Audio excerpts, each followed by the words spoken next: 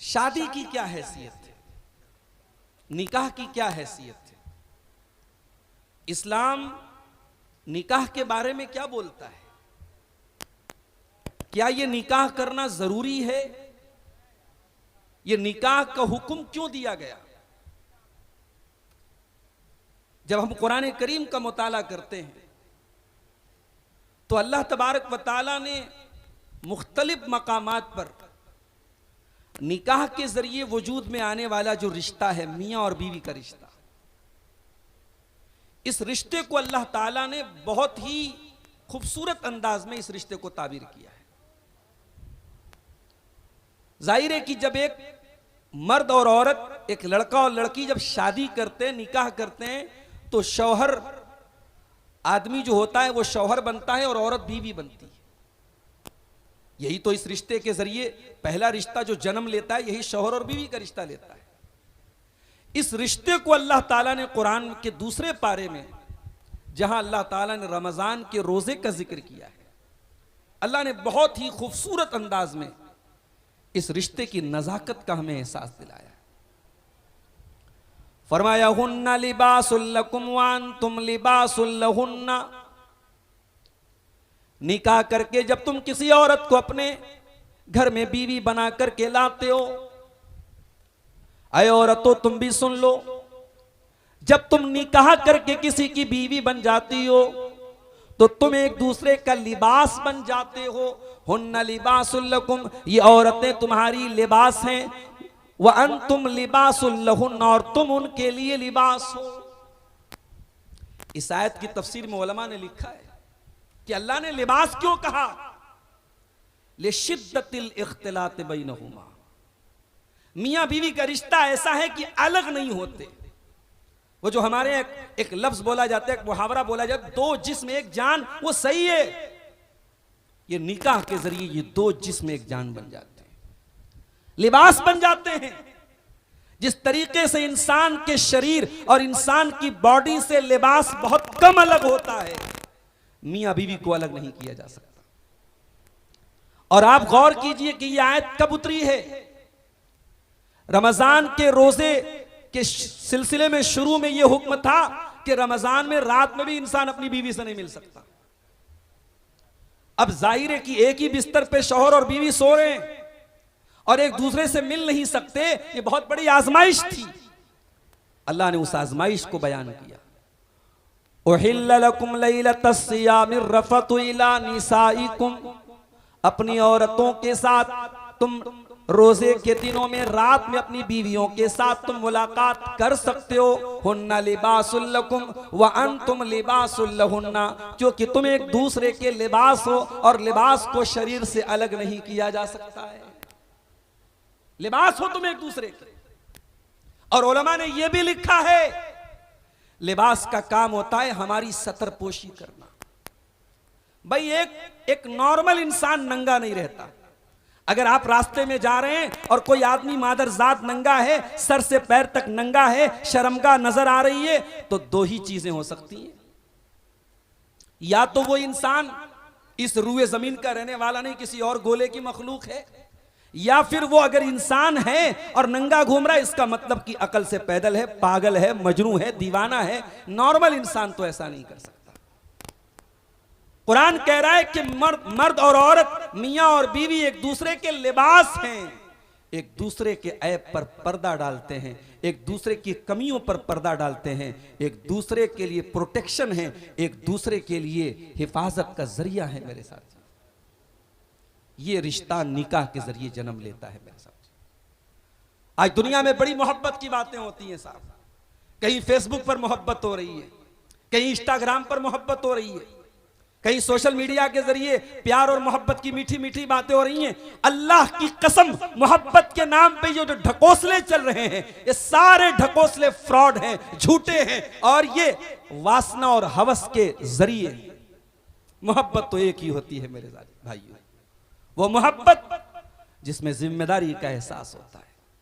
शौहर सुबह से लेकर शाम तक थकता है, पसीना बहाता है, और जब घर आता है और बीवी का मुस्कुराता हुआ चेहरा देखता है, दिन भर की सारी थकावट दूर हो जाती है, शौहर का सारा गम दूर हो जाता है। मोहब्बत तो ये है मेरे साथ। एक वो इंसान जो जिंदगी में अपने घर का कभी सौदा नहीं लाता था, आज निकाह के बाद अपनी बीवी की छोटी छोटी चीजें लेने के लिए मार्केट जाता है। ये जिम्मेदारी, ये रिस्पॉन्सिबिलिटी का एहसास ये निकाह के जरिए आता है। ये मोहब्बत है मेरे प्यारे साथियों। शादी आपको जिम्मेदार बनाती है, शादी आपको बताती है कि मोहब्बत क्या होती है। इसीलिए अल्लाह ताला कुरान करीम में फरमाता है, वमिन आयातिही अन खलक लकुम मिन अनफुसिकुम अज़वाजन लितस्कुनू इलैहा। मेरे बंदो, अल्लाह ताला की बहुत बड़ी निशानी ये भी है कि उसने तुम्हारे लिए तुम्हारे जोड़े बनाए, उसने तुम्हारे लिए तुम्हारी बीवियों को बनाया। और ये अल्लाह की अजीब व गरीब नेमत है, उसने तुम्हारे जोड़े तुम्हारे जिन्स में से बनाए। उसने मर्द की हमजिन्स बनाया, औरत को औरत का हमजिन्स बनाया, इंसानों में से एक दूसरे का जोड़ा बनाया। बाज औकात हम लोग एक चीज सुनते हैं कि साहब फला औरत पर जिन आशिक हो गया। ये कैसे हो सकता है भाई? जिन्नात और इंसान का कोई जोड़ा बनता ही नहीं है। इंसान का जोड़ा इंसान से बनता है। मर्द के अंदर अल्लाह ताला ने औरत के लिए कशिश रखी है, औरत के अंदर मर्द के लिए रखी है। और यही बात यहां अल्लाह कह रहा है कि अल्लाह ने तुम्हारे जोड़े बनाए। वजाल बैनकुम मवद्दतन व रहमा। और जब तुम निकाह कर लेते हो, किसी औरत को बीवी बना करके घर में ले आते हो, अल्लाह ताला उस मियां बीवी के रिश्ते के बीच में मोहब्बत पैदा कर देता है, रहमत पैदा कर देता है। अहले इल्म ने लिखा है कि मोहब्बत का ताल्लुक जवानी से है और रहमत का ताल्लुक बुढ़ापे से। 60 साल का बूढ़ा है, 60 साल की बूढ़ी है, दोनों बूढ़े हो चुके हैं। अब कोई अट्रैक्शन बाकी नहीं है, शरीर के अंदर कोई ताकत बाकी नहीं है। अब ना औरत खूबसूरत है, ना मर्द जवान है। अब जाहिर है वो जवानी की मोहब्बत तो नहीं है, वो अट्रैक्शन तो नहीं है, वो रिलेशनशिप तो नहीं है। लेकिन फिर भी वो 60 साल का 70 साल का बूढ़ा अपनी बूढ़ी के बगैर नहीं रहता, अपनी बुढ़िया के बगैर नहीं रहता। ये कौन सी मोहब्बत है? कुरान कहता है वजाल बैनकुम मवद्दतन व रहमा। हमने इस रिश्ते में मोहब्बत भी पैदा कर दी, रहमत भी पैदा कर दी। बुढ़ापे तक ये मोहब्बत चलती है। ये मोहब्बत जो निकाह के जरिए वजूद में आती है, ये मरते दम तक चलती है। ये मोहब्बत आज के दौर की मोहब्बत। आज मोहब्बत है, आज ब्रेकअप हो गया, आज मोहब्बत हुई, कल ब्रेकअप हो गया, फिर परसों पैचअप हो गया। अरे ये मोहब्बत है कि फास्ट फूड है भाई? ये आज हमारा फास्ट फूड का दौर है कि खाओ, लिखो और फेंको, यूज एंड थ्रो। आज मोहब्बत भी यूज एंड थ्रो बन गई है। माफ करना मेरे प्यारे साथियों, निकाह वाली जो मोहब्बत है, जो हलाल मोहब्बत है, जिस मोहब्बत को शरीयत ने मोहब्बत कहा है, वो यूज एंड थ्रो वाली मोहब्बत नहीं है, वो आखिरी दम तक साथ निभाने वाली मोहब्बत है। शादी नबियों की सुन्नत है मेरे साथियों। कुरान कहता है वलक़द अरसलना रुसुलम मिन क़ब्लिका वजअलना लहुम अज़वाजन व ज़ुर्रिया। ऐ नबी, हमने आपसे पहले भी बहुत सारे नबी भेजे और हमने उन नबियों को बाल बच्चों वाला बनाया, बीवी बच्चों वाला बनाया। वो नबी शादीशुदा थे, बीवी बच्चों वाले थे। आज दुनिया वाले कहते हैं साहब अल्लाह को राजी करना है तो बीवी बच्चों के चक्कर में न पड़ो, ब्रह्मचारी बन जाओ, देश छोड़ दो, बीवी छोड़ दो, परिवार छोड़ दो, तब तुम जाकर के नेक बन सकते हो, अल्लाह वाले बन सकते हो। मेरी शरीयत ने, मेरे इस्लाम ने, मेरे नबी के दीन ने सख्ती से इस बात का रद्द किया है, इसको कंडेम किया है। हमारी शरीयत ये कहती है कि नहीं, आपको बीवी भी लानी है, आपको बच्चे भी पैदा करने हैं, आपको गृहस्थी भी संभालना है, आपको घर और परिवार भी संभालना है, और इन जिम्मेदारियों के बीच में रह करके आपको तकवा के रास्ते पे चलना है, दीनदारी के रास्ते। अल्लाह के नबी के उन 3 सहाबा का वाकया याद कीजिए, जिनमें से एक ने कहा था कि मैं आज के बाद शादी ही नहीं करूंगा, कभी बीवी बच्चों के चक्कर में ही नहीं पड़ूंगा। एक ने कहा था मैं रात भर नमाज पढ़ूंगा, एक ने कहा था मैं कंटिन्यू रोजा रखूंगा। जब अल्लाह के प्यारे नबी को पता चला तो आपने क्या कहा था? आपने कहा था कान खोल करके सुन लो, मैं तुमसे ज्यादा अल्लाह से डरने वाला, तुमसे ज्यादा अल्लाह का खौफ रखने वाला हूं। व असूम व उफ्तिर, लेकिन मैं रोजा भी रखता हूं और इफ्तार भी करता हूं, मैं कंटिन्यू रोजा नहीं रखता। व उसल्ली व अरकुद, मैं रात में नमाज भी पढ़ता हूं और आराम भी करता हूं। वह तज़व्वजतु, और मैंने निकाह भी किया है, मैंने शादियां भी की हैं, मेरी बीवियां भी हैं, और यही मेरा तरीका है। फमन रगीबा अन सुन्नती फलैसा मिन्नी, जो मेरे तरीके से हट जाएगा उसका मुझसे कोई ताल्लुक नहीं है। शादी करना मेरे नबी की सुन्नत है, मेरे नबी का तरीका है। अन निकाह मिन सुन्नती, अल्लाह के रसूल ने फरमाया निकाह मेरा तरीका है। निकाह सुन्नत नहीं है, माफ कीजिएगा, हम लोग समझते हैं निकाह सुन्नत है। उलमा ने लिखा है कि निकाह सबके लिए सुन्नत नहीं है।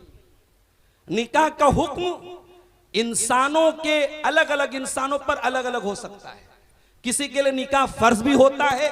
अगर कोई इंसान निकाह की ताकत रखता है, शादी के लायक है, और उसे ये डर है कि अगर वो निकाह नहीं करेगा गलत काम में पड़ जाएगा, ज़िनाकारी में पड़ जाएगा, ऐसे इंसान के लिए निकाह करना फर्ज है, वाजिब है।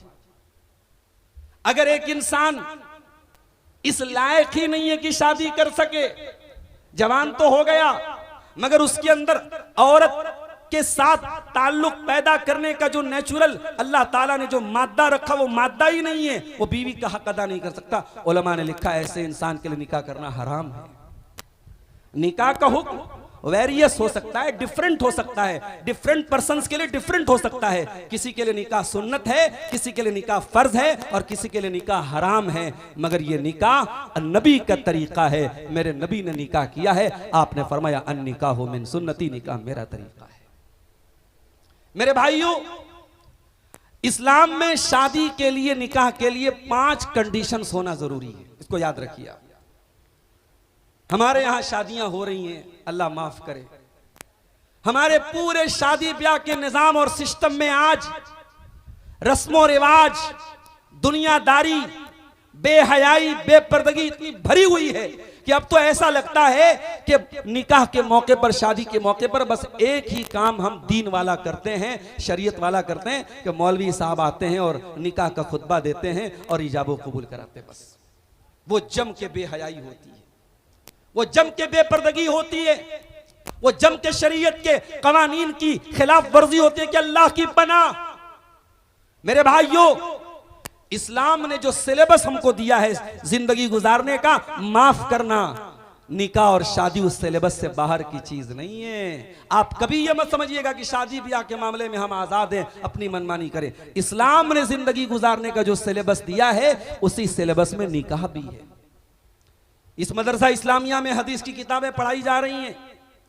हमारे हजरत मौलाना अशफाक मदनी साहब सही बुखारी पढ़ा रहे हैं। आप कभी जाके उठाएं, सही बुखारी देखें, इसी मदरसे में जाके देखें, कोई भी हदीस की किताब देखें। आप हदीस की किताबों में बाकायदा किताबुन निकाह के नाम से एक बाब देखेंगे, एक चैप्टर देखेंगे। हदीस की किताबों में निकाह के मसाइल, निकाह का तरीका, निकाह के अहकाम बयान किए गए। इसका मतलब यह हुआ कि निकाह भी शरीयत का एक हिस्सा है। आप मनमानी नहीं कर सकते। आप रस्म रिवाज के नाम पर, आप दुनियादारी के नाम पर, समाज में जो हो रहा है उसके नाम पर आप शादी ब्याह में अपनी मनमानी नहीं कर सकते। मेरे साथी, शादी में इस्लाम सबसे पहली शर्त यह लगाता है, मर्द और औरत का राजी होना जरूरी है। जबरदस्ती की शादी इस्लाम में जायज नहीं है। या अय्युहल्लज़ीना आमनू ला यहिल्लु लकुम अन तरिसुन निसा करहा, ऐ ईमान वालो, तुम्हारे लिए ये जायज नहीं है कि तुम जबरदस्ती औरत के मालिक बन जाओ। अरब में क्या होता था, कोई इंसान मर गया, उसकी वरासत बंट रही है, जमीन जायदाद बंट रही है, जमीन जायदाद के साथ साथ उसकी बीवी का बंटवारा होता था। बीवी भी वारिसों के हवाले होती थी। उसकी जिससे चाहते थे शादी करते थे, या खुद शादी कर लेते थे, या उस औरत को, उस बेवा औरत को जिंदगी भर शादी ही नहीं कर लेते थे। आज ना भारत में, हमारे मुल्क में आज औरत के हुकूक पर लंबी लंबी बातें हो रही हैं। बहुत नहीं, आप 200-300 साल पहले इसी भारत की सरजमीन का इतिहास उठा के देखिए। सती प्रथा होती थी इसी भारत की सरजमीन पर। पति के मरने के बाद पत्नी को जिंदा जला दिया जाता था पति की चिता पर। मेरी माँ और बहनों, अल्लाह का शुक्र अदा करो कि अल्लाह ने आपको इस्लाम जैसी नेमत से नवाजा है। इस्लाम ने औरत को जिंदगी गुजारने का राइट दिया, अधिकार दिया। औरत की अपनी एक जिंदगी है। शौहर के मरने के बाद 4 महीना 10 दिन की औरत इद्दत गुजारेगी, उसके बाद वो औरत इज्जत के साथ किसी से भी मुसलमान से शादी कर सकती है। इस्लाम ने बेवा औरत को शादी करने का अधिकार दिया है। इस्लाम किसी लड़की की जबरदस्ती शादी करने की इजाजत नहीं देता। यहां तक कि उलमा का फतवा मौजूद है, अगर बाप जबरदस्ती लड़की की शादी कहीं कर दे, लड़की राजी नहीं है, लड़की खुश नहीं है, लड़की इनकार कर रही है, बाप जबरदस्ती शादी कर दे और लड़की अगर चाहे तो काजी के पास जा करके, अगर इस्लामी अदालत मौजूद है, इस्लामी निजाम मौजूद है, अदालत में जा करके काजी के पास जा करके लड़की को इस बात का अधिकार है, वो ये कह सकती है मेरे बाप ने जबरदस्ती मेरी शादी की है, इस निकाह को कैंसिल किया जाए, इस निकाह को खत्म किया जाए, निकाह को फस्ख करा सकती है। इसलिए कि इस्लाम में जबरदस्ती लड़की को, लड़के को, किसी को भी निकाह करने की इजाजत नहीं दी। रजामंदी जरूरी है मेरे साथ। इसीलिए अल्लाह के प्यारे नबी ने शादी के पहले जब रिश्ता तय हो जाए तो आपने फरमाया जिस लड़की से तुम्हारा निकाह हो रहा है फंजुर इलैहा, उसको एक नजर देख लो, देखने की इजाजत दी गई। अजीब व गरीब बात है, आज रिश्ते तय होते हैं, लड़के के सारे घर वाले लड़की को देख लेते हैं, मगर लड़के को एक नजर जो शरीयत लड़की को देखने की इजाजत देती है, आज उसको हमारे समाज में बैन कर दिया गया। अगर लड़का ये कह दे कि मैं एक बार लड़की को देखना चाहता हूं तो बवाल हो जाता है कि साहब ये कैसी बात कर रहा है। शरीयत ने इजाजत दी है कि एक नजर अपनी होने वाली बीवी को देख ले, ताकि बाद में ये शिकवा ना रहे कि मैंने नहीं देखा। और आजकल तो माशाल्लाह एआई का दौर है, फिल्टर का दौर है, गोरा कब काला बन जाए, काला कब गोरा बन जाए, जवान कब जो है बूढ़ा बन जाए, आजकल मोबाइल से, कैमरे से कुछ भी हो सकता है। तो फोटो का कोई भरोसा नहीं है, डायरेक्ट एक इंसान अपनी होने वाली बीवी, रिश्ता तय हो जाए, बात पक्की हो जाए तो एक नजर उसको देखने की इजाजत दी है शरीयत। ये इस्लाम का उसूल बता रहा हूं आपको। लड़की का राजी होना भी जरूरी है। ला तुनकहुल अय्यमु हत्ता तुस्तामरा वला तुनकहुल बिकुर हत्ता तुस्ताजना। नबी ने फरमाया औरत चाहे कुंवारी हो, औरत चाहे बेवा हो, औरत चाहे मुतल्लका हो, उसकी मर्जी के बगैर, उसकी इजाजत के बगैर निकाह नहीं किया जा सकता। साहबा ने कहा अल्लाह के नबी, कुंवारी लड़की से कैसे कोई इजाजत देगा? नबी के दौर की कुंवारी लड़कियां इतनी शर्मीली होती थी कि सहाबा को पूछना पड़ा, अय अल्लाह के नबी कुंवारी लड़की से कैसे इजाजत ली जाएगी? वो तो बोलती नहीं है, वो तो शर्माती है। आपने फरमाया इज़्नुहा सुमातुहा, कुंवारी लड़की खामोश रह जाए, चुपचाप रह जाए तो समझ जाओ कि वो राजी है, उसकी खामोशी को रजामंदी मान लिया जाएगा। आज तो हमारे यहाँ बेहयाई का ऐसा दौर आया है कि अब क्या कुंवारी और क्या शादीशुदा, अब तो औरतें, लड़कियां क्या बोल देंगी, क्या माँ बाप के सामने इजहार कर देंगी, नहीं कहा जा सकता। शर्म हया और गैरत का जनाजा निकलता चला जा रहा है। मगर नबी के दौर में सहाबा के लिए बड़ी हैरत की बात थी। सहाबा ने कहा कुंवारी कैसे बोलेगी? आपने कहा कुंवारी खामोश रहेगी तो समझ जाओ कि वो राजी है। तो दोनों का राजी होना जरूरी है। दूसरी कंडीशन, लड़की की शादी के लिए लड़की के वली का राजी होना जरूरी है। अब लड़की का वली कौन हो सकता है? बाप जिंदा है तो बाप होगा, बाप अगर नहीं है तो उसका शरीयत ने क्राइटेरिया बनाया है कि बाप अगर नहीं है तो कौन कौन उसका वली हो सकता है। किसी कंडीशन में भाई भी हो सकता है, किसी कंडीशन में दादा भी हो सकता है, किसी कंडीशन में नाना भी हो सकता है, वो एक अलग मसला है। लेकिन वली का राजी होना, वली की इजाजत का होना जरूरी है। औरत भाग करके शादी कर ले, कोर्ट मैरिज कर ले, प्यार और मोहब्बत के नाम पर पूरे घर वालों की इज्जत खाक में मिला के किसी से जाके शादी कर ले, माफ करना मेरी बहनों, माफ करना मेरे भाइयों, इस्लाम में इसकी इजाजत नहीं है। और अगर कोई लड़की ऐसा निकाह करती है, इस्लाम इस निकाह को इनवैलिड करार देता है। यह निकाह बातिल है, यह निकाह नहीं है, यह ज़िनाकारी और बदकारी है मेरे साथ। अल्लाह के प्यारे नबी फरमाते हैं अय्युम इम्रातिन नकाहत बगैर इज़्न वलियहा फनिकाहुहा बातिलुन। जो औरत बगैर अपने वली की इजाजत के निकाह करती है वो निकाह बातिल है, बातिल है, बातिल है। ला निकाह इल्ला बिवलियिन। अल्लाह के प्यारे रसूल सल्लल्लाहु अलैहि वसल्लम फरमाते हैं बगैर वली के कोई निकाह नहीं है। लड़की के वली का राजी होना जरूरी है। आज अफसोस होता है, मेरे पास ऐसे फोन आते हैं, मौलवी साहब लड़की भाग गई, बाप की इजाजत के बगैर उसने निकाह कर लिया, अब क्या किया जाए।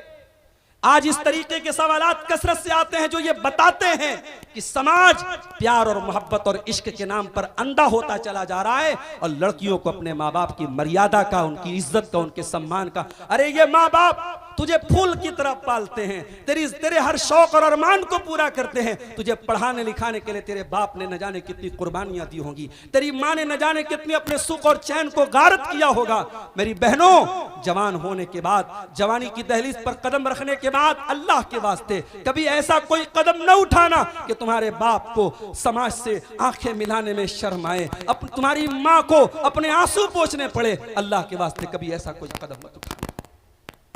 आज मैं दिल्ली और मुंबई जैसे बड़े शहरों की बात नहीं कर रहा हूं, आज छोटे छोटे कस्बों और देहातों में भी इस तरीके की घटनाएं होने लगी हैं। मुसलमान लड़की कॉलेज में पढ़ती है, कंप्यूटर की कोचिंग कर रही है, इंग्लिश स्पोकन कोचिंग कर रही है, किसी गैर मुस्लिम लड़के के साथ अफेयर होता है, लड़की उस गैर मुस्लिम लड़के के साथ उसके साथ ताल्लुक बनाती है और उसके बाद एक दिन खबर आती है, लड़की अपने घर वालों को फोन करके कहती है मैं घर छोड़ के फलां के साथ जा रही हूं, मैंने शादी कर ली है, मैंने कोर्ट मैरिज कर ली है। अगले दिन ये खबर आती है कि रजिस्ट्रार के सामने लड़की ने जाकर के अपना धर्म भी परिवर्तन कर लिया, अपना मजहब भी बदल दिया, इस्लाम को छोड़ दिया। मेरे भाइयों, इस्लाम इतना हकीर तो नहीं था, इस्लाम इतना सस्ता तो नहीं था कि किसी ने आई लव यू बोल दिया, किसी ने प्यार और मोहब्बत के चंद जुमले बोल दिए, हमारी बहन ने जाकर के अपना ईमान लुटा दिया, हमारी बहनों ने अपनी तौहीद को जाके लुटा दिया। मेरी बहनों, मेरे भाइयों, ये तौहीद वो नेमत है जिसको पाने के लिए, जिसको बचाने के लिए सहाबा ने गर्दनें कटा दी, सहाबियात ने जिंदगी कुर्बान कर दी,